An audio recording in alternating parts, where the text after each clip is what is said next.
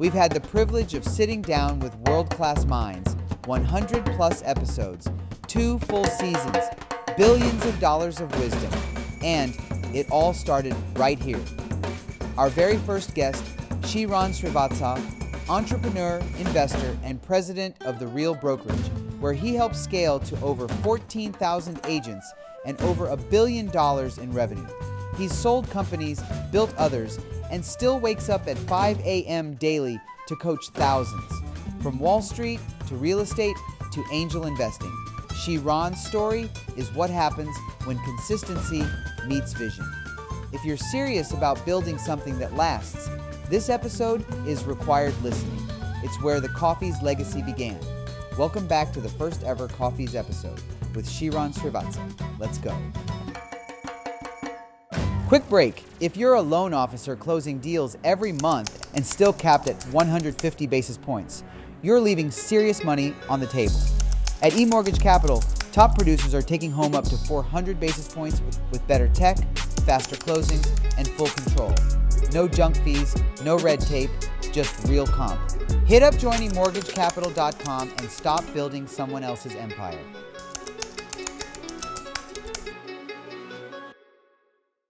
I'm so stoked that you're here, and you got so many projects underway. So we're going to dive into it, but you had 5 exits. What's the exit that you're most proud of?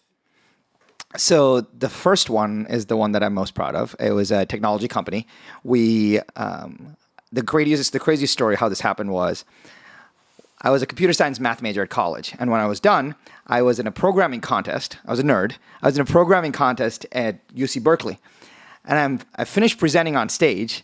And one of the judges comes up to me after and he's like, "Hey kid, you're not going to win."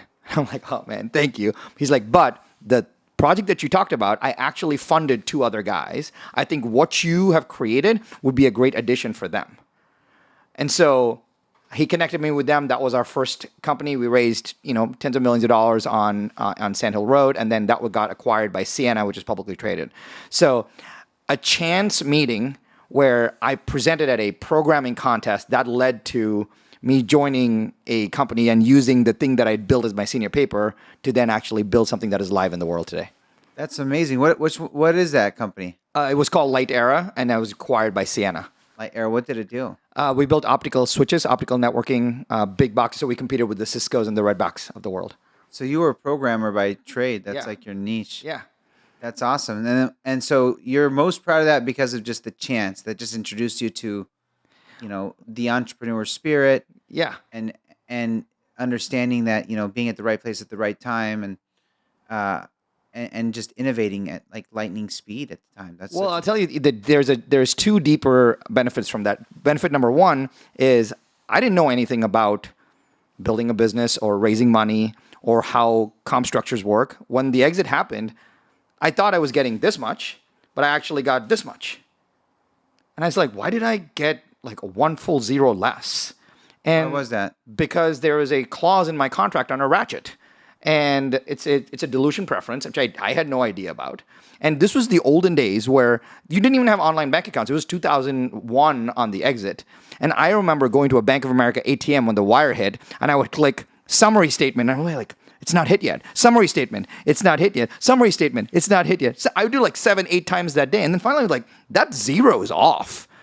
And that's what made me realize that I need to learn business in a whole different way, what contracts actually mean. So that taught me that the hard way. But at the same time, the judge in that place had invested in me and supported me is still my partner today. So 20 plus years later, he took me under his wing. He got me that introduction, and we've been partners in several companies from that day all the way to today. So I built a relationship with one person who has been an amazing mentor to me. Sometimes like those big losses, but the relationships that you build through those losses are priceless. Yeah. Yeah, I could never go back and recreate that. What happened there taught me more about business than anything else, because a lot of people get good early exits along the way, and they think it's like that all the time, but it's not. But learning it that way now allows me to realize when I invest in a founder, I'm like, hey man, I know what a dilution is. I'm not going to screw them that way, like how it happened to me. So it made me think a lot about how to be a better investor too. So do you invest now in your angel investor? Yeah, so we have an angel investing arm. We have made like 24, 25 investments over the last 10 plus years. Most of these companies need follow-on rounds. So as soon as you make one, we've realized that whatever we commit to one, we double our investment because we know that there's never, not one time, been a company that we've written one check into that have actually said, oh yeah, we're done. That's never happened. So we always say, hey, we're going to write one check and we're going to double it because we know that's going to be the follow-on round. So have any exited? Have you had any big exits out of any of those? Multiple. Several have had private exits, but one of the 25 went public. So, which was a good win for all of us. That took care of portfolio theory. That took care of everyone. So it's true. Is it true? Like when you have these kind of one company basically pays for all your 20. It does, but It'd be great to have two, three. Correct, but it does. But the problem is, I will tell you. So there's this legendary investor. His name is Fred Wilson in New York City, and he always asked. The first time I met with him as an angel, when I got my first set of cash, I was like, "Hey, I want to be an angel VC." He goes, "Okay, I'll meet with you." Met with me for 15 minutes. He's legendary, and I asked him, "So what's the secret?" He goes, "When you know that after you've deployed all your cash, and you still want to keep going, that's when you're a true investor." And I was like, "What in the world are you talking about?" He goes, "You're going to make 15, 20 investments, thinking you're a hotshot. And after none of them are going to pan out, maybe one will. And then will you stop or will you keep going? That's what makes you good. So the first 10 years, I was just writing checks like I had no idea. I was trying the best that I could. But now I'm a significantly better investor because I kept going. And you learn stuff the hard way. It takes a while. The longevity of the investor game is more important than picking winners. It's super hard to pick winners. You know, that sounds like the essence of the entrepreneur spirit, right? The essence of the entrepreneur spirit is just to push beyond. And what I've even realized, even with this company in like 2022, 2023, some of the tough times we had over with the rate spikes is like, I'm willing to go and go all in and be broke and do this and I don't care if I make money. Yeah. Well, so see, that's a really interesting thing, right? Real estate agents, mortgage brokers, why do they get into the game? They get in the game for two big reasons. One, they have full control over their time. So you have time flexibility. And two, they have unlimited income potential. Well, when you get extreme time flexibility and extreme income potential, what you get for half the population is laziness. That's the problem, right? When you have unlimited, uncapped potential, something dramatically changes. So what do you actually need for it to happen? The need is playing the infinite game. The game is not to win. The game is to keep staying in the game. And when people realize that, when like great entrepreneurs like you realize that, I think the way we do it well, the way you do it well, is like you freeze lifestyle. You're like, hey, I'll take less capital. I'll take less cash flow, but I'm not going and buying 4 Maseratis. But I'm going to freeze income, right? No, it's a winning mentality. I don't care what it is. I just want to win. Yeah. And the drive that you have when you're an entrepreneur, you're like, to your point, you know, when you have extra time, laziness is like so immense between our two organizations. Yeah. Like everybody, the average loan officer, the average realtor is just immensely lazy, or they just know how to be leisurely. Would be a good way to describe it.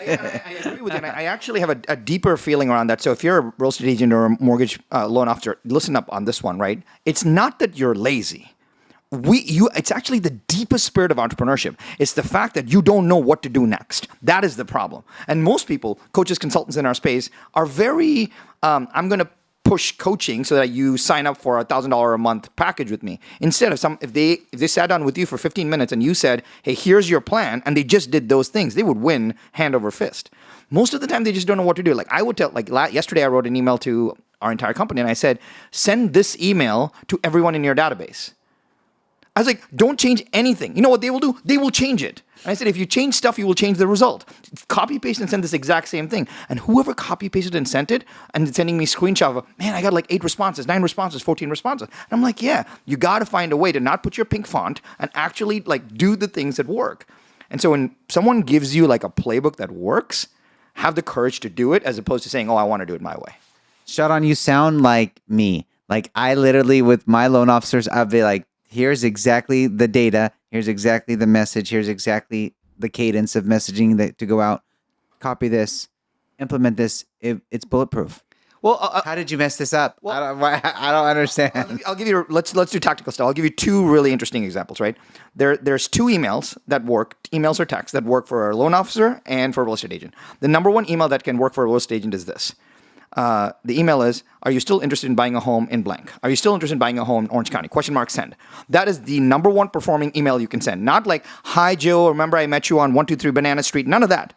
Are you still interested in buying a home in Orange County? ? Send. That is the number one response on the email that you get right now for a real estate agent. Number one. The second, and I would send that once a quarter.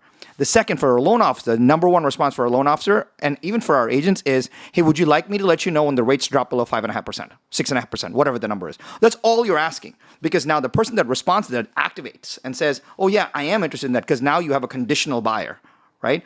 If I have real estate agents sending out the LO email, I have real estate agents that are saying, hey, Mr. and Mrs. Client, would you like me to let you know when rates drop below 7%? That is generating more leads for an agent, because now they know that they're conditionally responsive to they're buying a mortgage payment, right? So I always tell people, consumers don't buy homes, they buy monthly payments.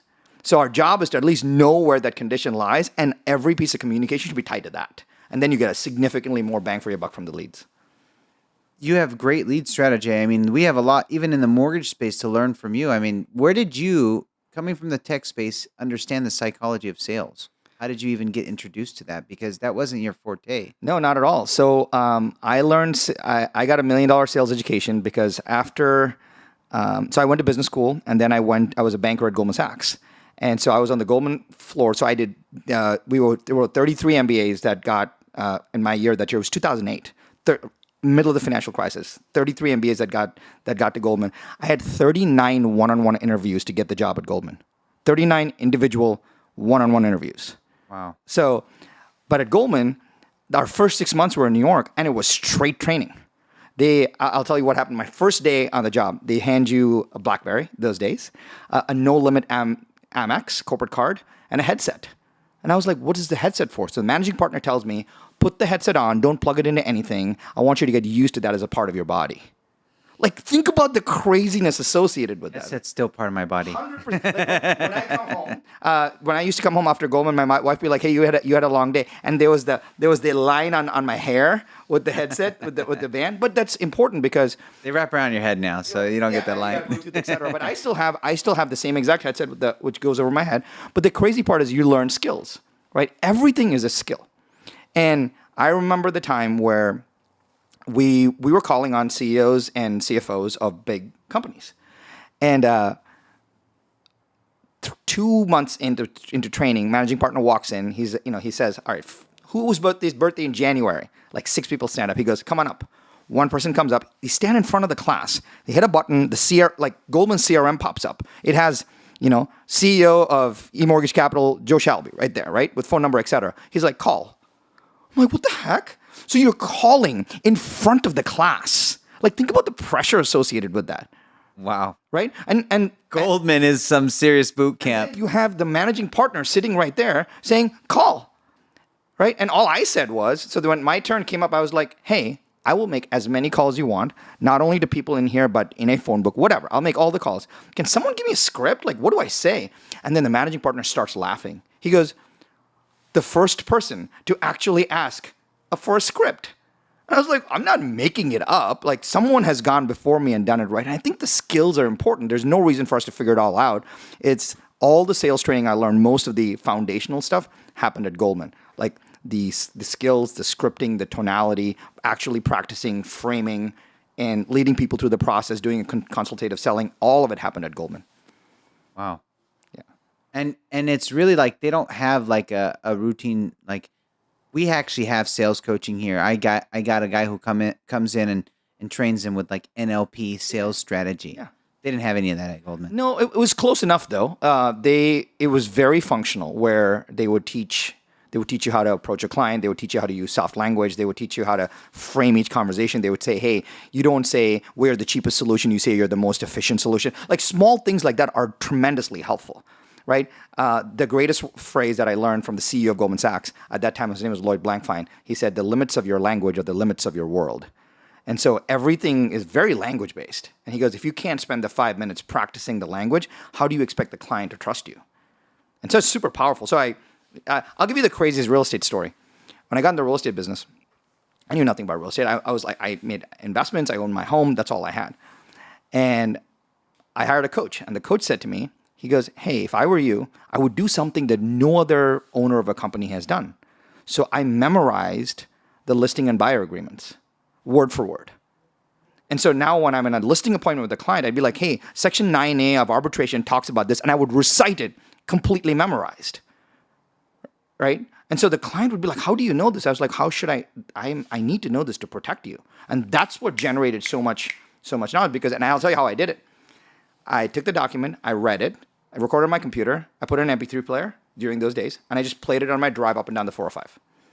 Just memorize the entire contract. You're a brilliant student. It comes in your DNA, just being Indian. You were supposed to be a doctor. Yeah. I know because I'm Egyptian, so it's the same thing. We went through the same thing. I did that in law school. I had to do the same thing you did. But from when you know you can get a skill, I think a lot of salespeople, both real estate agents and MLOs, think that, hey, I'm an outgoing person. I have a high D personality. I can sell. That's not it. When you have skill, then you can sell. Yeah. And that's the cool part. So skill is super important. There's a couple things. There's skill, there's grit, and you have to have both. And you have to have ingenuity. People are like, well, someone was talking to me the other day and they're like, well, why are you successful? Like, I work really, really hard too. Like, I just don't, as an entrepreneur, working hard's not the only solution. Like, working hard is a big part of it, but how much are you willing to sacrifice, and are you willing to outwork everybody? Yeah. And can you outthink them? Can you outsmart them? Yeah. There's a lot of times I look back and I'm thinking about, is there a formula for success? Right. And I think there's 3 big pieces. And the nice part, folks that are connected to your organization, you support them significantly. I'll tell you what those pieces are. So if you take a triangle and you think about 3 sides to it, there's opportunity, number 1. So if there's not a lot of, if you're super skilled and you don't have anybody to talk to, that's really hard. So opportunity, call it leads, call it people that you're talking to. The second is effort. And the third is skill. So even if you provide training, so you're providing skill to people, you're providing opportunity to people, they still have to do the work. So, but the nice part is great companies like yours provide opportunity and skill. And all that the sales professional has to bring to the table is the training, is the effort. And so I always ask, is this an opportunity problem? Is this an effort problem? Or is this a skill problem? It's very quick diagnosis. And if you can be really honest with yourself, you'll figure out what the problem is. We try to present the opportunity. We try to mitigate the skill needed. We try to mitigate the effort needed. But at the end of the day, even through all those strategies, we still need significant effort. Yeah. We still need you bought in. Yeah, of course. I want to talk because and people want to know, so you sold Teles Real Estate. You had that exit. First off, how did that happen? And then we all want to know about Real. Yeah, of course. So the coolest story how this happened was I was a banker in New York, and my partner, who's been my mentor, said to me, he's like, hey, there's this small company in Beverly Hills. It has 1 office and a few agents. Do you want to invest in it? I was like, I don't know anything about running a real estate company in Beverly Hills. I live in New York City. But if you're in it, I'm in it because I'm partners with you. So I was a passive investor in Telus when it started. And then one day I got quarterly statements. And I was like, this looks strange. And so I found the P&L and I was like, this doesn't look right. And so I talked to the CPA and he's like, we found that the then CEO was embezzling. Wow. And so I was like, all right, well, now it's my fiduciary responsibility to not allow this to happen. So me and my partner met with the CEO and bought him out. And I took a 6-week leave of absence from banking to do this. And I said, well, my job is over the next 6 weeks to stabilize the organization, to find a CEO so I can go back to banking. Well, you're going to laugh when I tell you the story. I had a simple model. And my model was, all right, we're doing roughly 300-ish million in gross sales volume. And I accidentally put a 0. So it became 3 billion. And suddenly I was like, what just happened to the P&L? And the model just changed. So I was like, wait a minute. The vision. It was by accident. So then I told the board, I was like, hey, I will resign from banking. I will come run this business, but we're going to do 10x in 5 years. And they're like, how? And they're like, well, we don't have any money to pay you. I'm like, I don't need money. I bought my equity because we bought this other guy out. I will build and grow this business. So we went from one office, 33 agents, to 22 offices, 700 agents in 5 years. Wow. And then sold the business to Douglas Elliman, which is publicly traded out in New York. And Elliman wanted a California-based footprint. Now, here's the key behind how we did that. As an investment banker, I didn't know what our business was ever worth. So every summer, I would shop the business softly. So I would go to the 3-4 big suitors, and I'd say, hey, here's our stuff. And they'll say, hey, we'll pay you. I'm making up numbers. Hey, we'll pay you $50 million for this. And I said, thank you. So now I know their model. I said, well, what if I wanted 100? They said, well, if you want 100, it needs to have A, B, C, D, E. I'm like, great, thank you. So I took the A, B, C, D, E, handed it to my COO. That became the business plan for next year.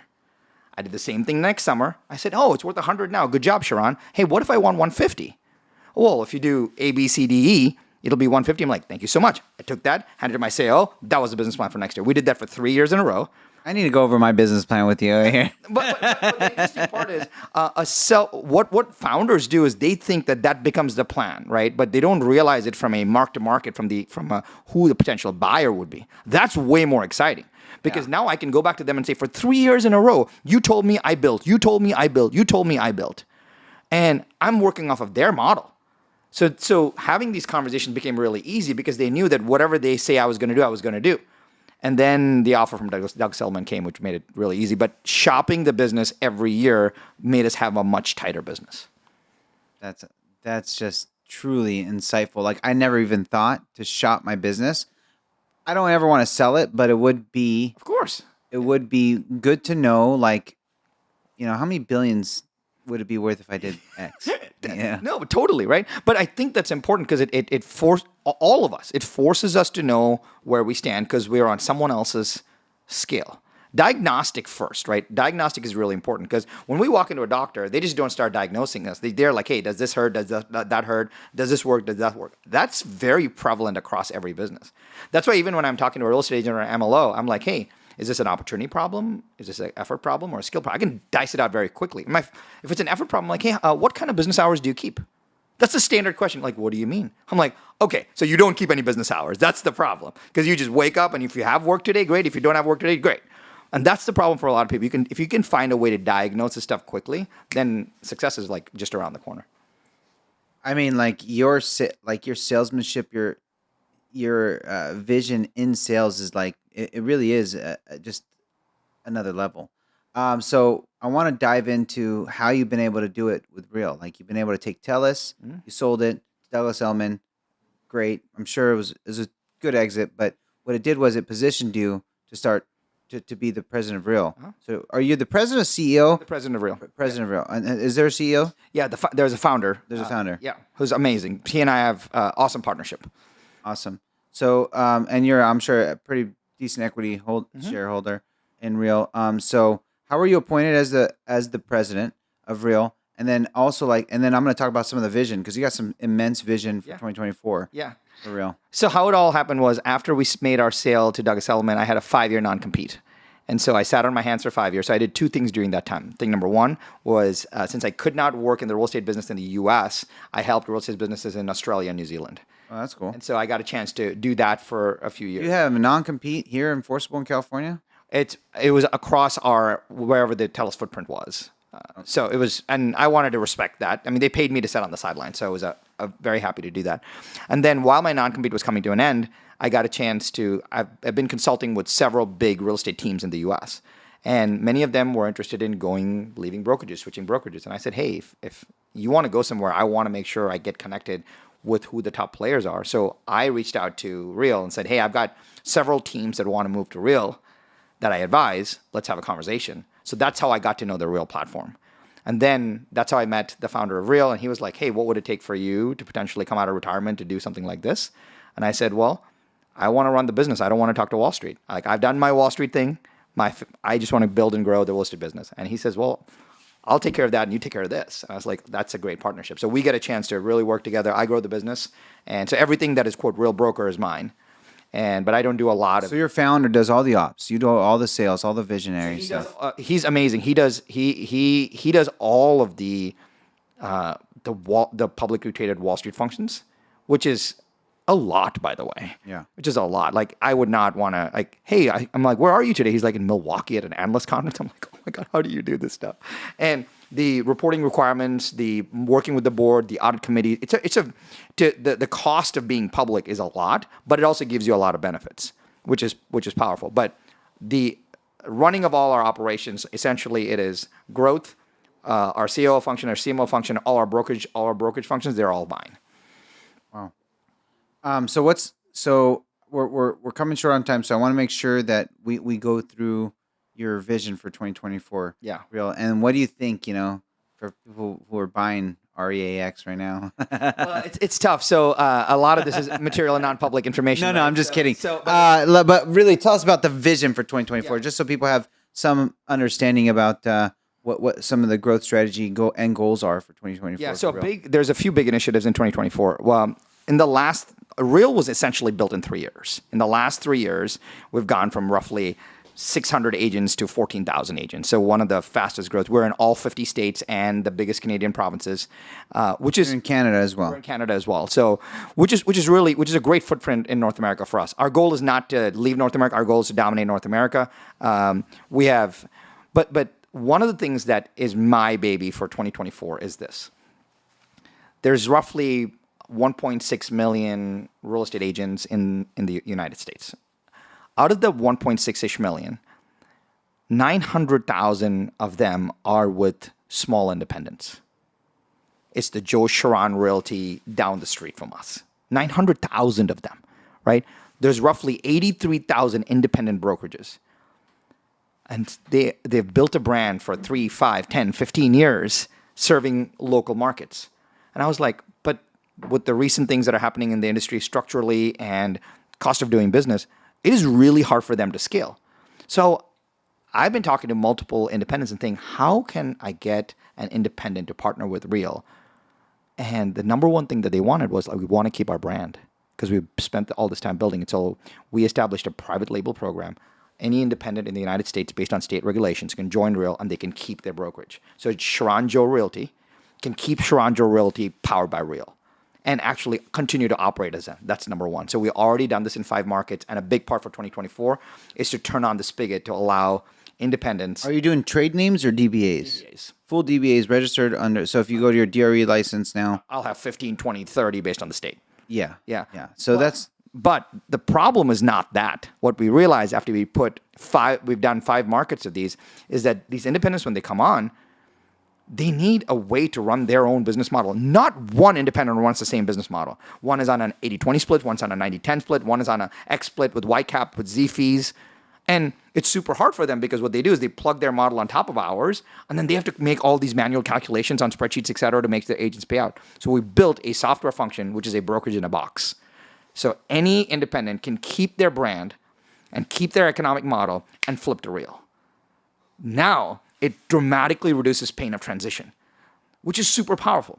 And the third part of it is that independent brokerage, Joe Sharran Brokerage on the corner of the street with 15 agents, literally has no value because no one's going to buy it. But now when they roll into Real, now they get to be a part of, they get stock, and so they get to be a smaller piece of a much bigger pie. So they get synthetic equity, which is super cool. So now we're able to take private label, combining with what we call the pro teams, the team-based broker-in-a-box offering, and the scale function, which is going to completely turn on a whole new world for real estate. I like the synthetic equity. You give them. I know they get like RSUs and options, essentially. Yeah. Yeah. Which actually is significantly growing now. Correct. So yeah, exactly right. So that's my personal big initiative for 2024 is to stand on the mountain and educate people that 83,000 independents are out there who don't have a home to scale. Your model and our model is so similar because we have the same thing. We're trying to do the same thing with independent brokerages, and I tell them the same thing. I say, your mortgage company doesn't have value. It's not like there's a multiple here. Yeah, like correct. You need to walk away from this thinking that you're gonna have some big exit, because that's not gonna happen. Correct. That's not the way this business, a mortgage company, real estate company, they don't have big exits. Correct. Not anymore. I mean, I think we were fortunate to hit what we hit, and we hit our full earnout during COVID, so we got very lucky. But Yeah. it's not the exits. There's just no buyers. So that's the problem. At least in our world, there's none of the big boys want to buy any small companies because they would much rather they roll in like we do. That's why we turned on the private label program. Yeah, yeah, and we just have to, and both of us just have to continue to help these loan officers and realtors navigate. More importantly, like produce. Yeah. And what are you doing right now to get your loan officers to like, take initiative, take action? So we are a training first company.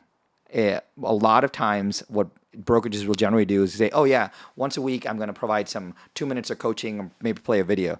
I think our philosophy is completely different. I told our teams that we have to take full responsibility for our agents to produce. Full responsibility. That means us delivering on skill. One of the things that we've done is we just built an amazing internal academy, and it's taken a year to get traction to have adoption. Yeah, like 1,000+ people on a call, right? So if I do a training, 1 to 2 times a week. I break Zoom every time because I have to show up with the right playbooks, the right frameworks, the right skill sets, and they should be able to ask me a question, throw an objection, and I got to be able to handle it. And this is with the top agents. So we've turned a training first company, which has been super, super powerful. The second is provided a home for the biggest team. So I run something called a $100 million roundtable. Every team that does over $100 million in sales I get to work in their businesses with them. So I'm like, hey, you are a driving performance unit. Can I help you grow much faster? Those two initiatives have dramatically changed just skill at Real, which is allowing agents significantly more confidence to do more business. So we have to lead with training first. I'm really taking some notes here, mental notes, because like if you're really crushing it, in terms of like what you're doing to keep your top agents engaged and to be in the weeds with them, helping them grow. And I was actually going to be rolling out an initiative like that with a roundtable with all of our top agents now. It's just, it's been like death by meetings for my agents, and I feel for them because I'm rolling out so much and I got so many ideas and I'm throwing out so many things at them so fast. So it's hard to always keep coming up with a new initiative, get adoption, a new initiative, get adoption. It's like, and the adoption is poor for me, and I'm sure it's the same in your space. It's actually interesting for us. It's not bad because what I tell the team internally is to do great things, you have to do fewer things. And anytime we add something, I'm like, stop. To do great things, we must do fewer things. To do great things, we must do fewer. The team knows that. So yes, I may add a few things, but those are one to many. But for the $100 million roundtable, like that is 6 meetings a year with me, right? And so now they know that, hey, put this on your calendar. We have 6 meetings a year. Sharran's going to come and deliver, which is good. And how many of those you have? 60. How many $100 million roundtables? Just one roundtable. It's one roundtable. Essentially, it's called $100 million mastermind. We have maybe 38 teams in that roundtable. 38 teams. Yeah. So it's somewhere between 100 and 1.2 billion. Wow. Yeah. Yeah, that's incredible. So the last thing I wanted to leave with was your 5-minute. Yeah. Your 5-minute call every morning at 5 a.m. Yeah. It's called the 5-minute mastermind. 5 a.m. club. The 5 a.m. club. Sharran runs a 5 a.m. club every day at 5 a.m. He does a collective. Is it a Zoom call? It's a straight traditional conference phone call. Yeah, no pin. You dial in a number and you hear me live. That's awesome, and it's you live, fired up. You already had your cup of coffee at 5. Yeah, no coffee. I'm not I'm a decaf kind of guy. Like I'm like this all the time, so no coffee for me. But I will tell you this. This is probably 10 years ago. It's going on 10 years, so roughly 10 years ago. I had an idea, and my doctor said to me, I was not well, and the doctor said to me, he's like, hey, when you wake up early, the weeks that you wake up early, looks like your blood tests are better. You should consider waking up early more. And I was a night owl. So I said, all right, well, I need some accountability to wake up early. So what I did was I texted 3 friends, and I said, hey, would you mind for a week jumping on a call with me at 5 a.m.? You don't have to say anything. I will either give you a joke or some inspiration or something cool as a message for 2 to 3 minutes, and you can just drop off. So I created a little conference line number, and then first day I was really hoping that they would show up, and they all did. So as soon as I logged into the call, I heard ding, ding, ding. 3 people showed up. I was like, awesome. I did a message, and I turned up, and I quit. The next day, I logged into the call, and it was ding, ding, ding, ding, ding. And I'm like, wait, why are there 2 more people on this call? Anyway, that must be an error. I let it go. Looks like those people had invited a couple other people. And then the next day I logged into the call, it was ding, ding, ding, ding, ding, ding, ding, ding, ding. I was like, why are there like 18 people on this call? Well, suddenly people just started sharing the number, and it went from 3 people to 10 people to 30 people to 300 people to 3,000 people to 8,000 people. So we have like 9,000 people right now, of which roughly we have maybe 3,000 to 4,000 live on a call every day. It is. And you're not marketing anything on there. You're just giving a message. What are your messages? Like, yeah. So what was today's message? Let's talk about, let's say, to do great things, we have to do fewer things. So I was like, hey, a lot of people business plan right now. And they say, of all the things I did last year, I don't want to do anymore. I want to do this in New Year. Well, which one of these are you going to get done? In fact, with so much overwhelm, you're not going to get much done, because to do great things, you must do fewer things. So then I use that as a phrase and I build a message around that. But it's only 3 to 5 minutes. It's a straight conference call, and it's a little espresso shot for your day. We actually have a Facebook group. That Facebook group lights up every day at 5:05 a.m. because everyone's discussing the call. Then it dies down for 24 hours, and then it lights up again. But it's 100% free, 5amclub.net. 5am Club. Cool. Yeah. Right on, Sharran. It's been such a blessing to have you, man. And thank you for kicking off our first ever Coffeez for Closers podcast. And guys, subscribe. Thank you guys for watching and listening today. Awesome guest we had, one of the most brilliant minds in the real estate space. And we look forward to having you again. God bless you, my man. Thank you.